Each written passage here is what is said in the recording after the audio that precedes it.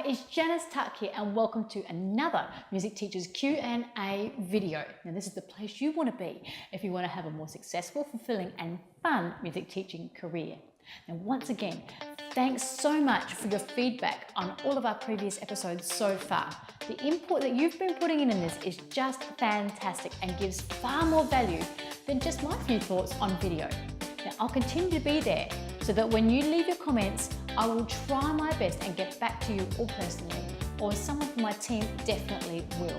Now today's question comes from Liz in Colorado, and she says, teaching music in low-income schools can be so challenging since the materials available are usually substandard and they're out of date. Are there any ideas about sources for purchasing items or for making them?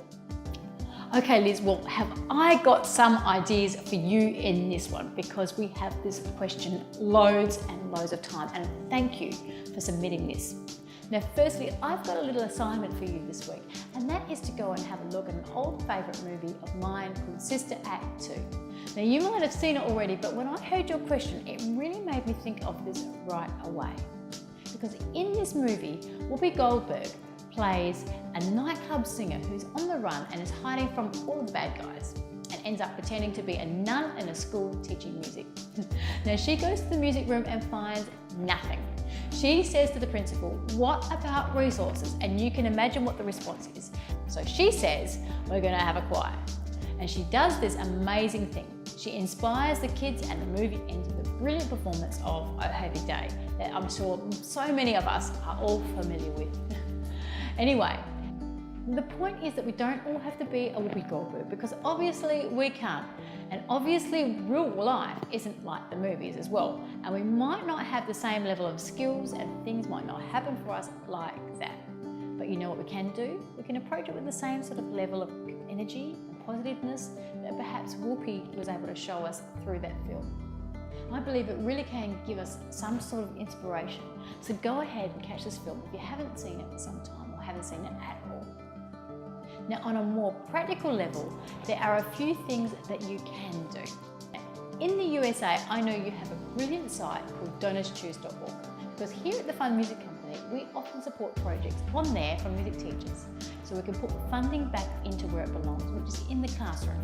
And I know there are lots and loads of rules about it, and you have to have a really good project in mind if you want to get funded.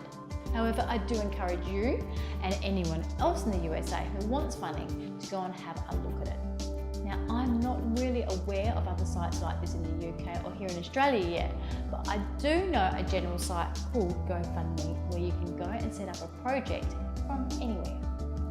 The last idea is really to get your students and parents involved in your funding model.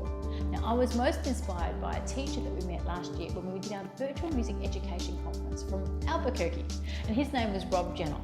Now, he started a few years ago with absolutely nothing, niente. And if you have a look at what he's doing now, it's just incredible. He's got the most amazing music room with loads of instruments and resources. And how? Well, he really got the kids and the parents behind him, and he really got them involved.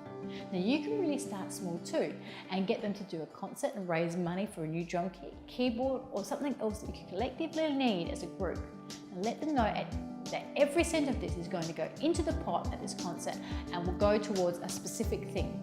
This is how you really involve them. You don't just fundraise. There you'll be selling a raffle ticket and you're not really seeing the outcome. But if you're really involving them and that you're knowing and understanding where their money is going, then the students will really care, and it could make a huge difference. So if you just go ahead and start small and are successful with that, then you can go and do something better next time, and eventually you'll find a way to get exactly what you want. So what do you think? I've shared 3 ideas here for Liz, but I know that there are so many more suggestions that people must have out there. So make sure you get on my blog and write down your suggestion in the comment box below, so that Liz and everyone else who is in this situation can get some inspiration and ideas.